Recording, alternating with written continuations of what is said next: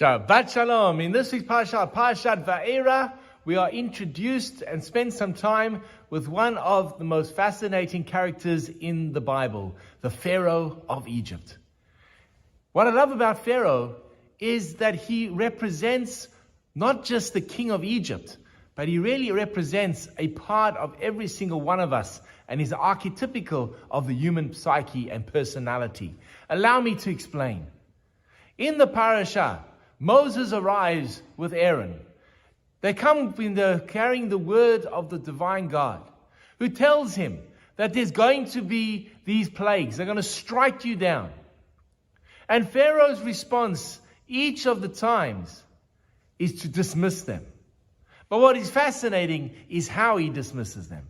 When Moses and Aaron arrive and they turn their sticks into snakes or crocodiles, as the Hebrew translation of tanin is, Pharaoh immediately dispatches his magicians, and they, through their magic, perform the same trick.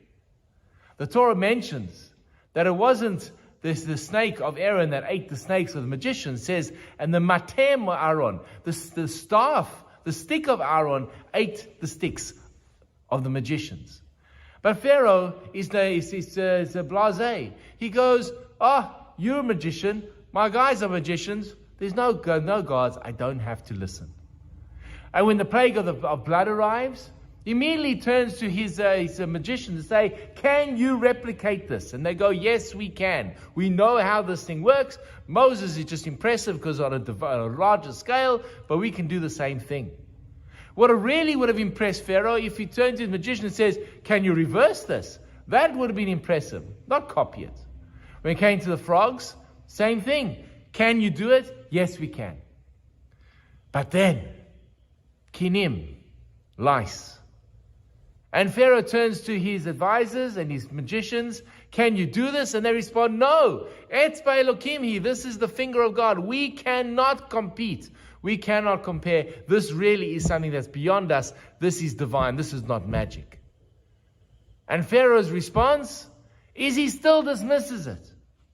Because by now, he's got into the routine. Just because my experts don't know, there must be a logical and rational reason for what's going on, and that's the one I'm going to stick with. Why? Because the alternative is too hard for me. I'm going to have to let the Jewish people go free. I can't do this. And thus Pharaoh becomes stubborn. And we can look at Pharaoh, we can laugh at him and go, you stubborn old fool, what were you thinking? But so many times in our own lives, we do what Pharaoh does.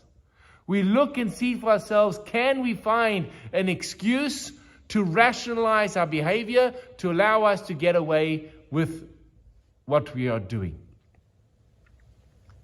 Pick an example.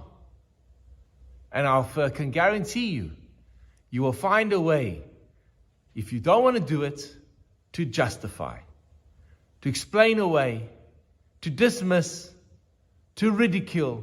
You will find any excuse not to change.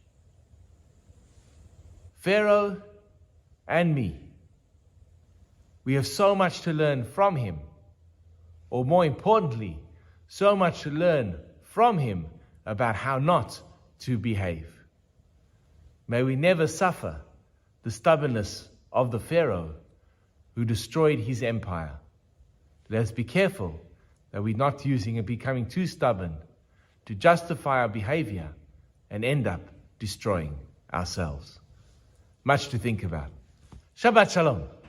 Hi, this is Rabbi Lewin. If you've enjoyed the content of the sermons and the ideas that have been expressed in the YouTube video, please hit that first subscription button and notification bell and share the videos with friends. We'd love to grow the channel and love to engage with you. Please share your comments in the section below.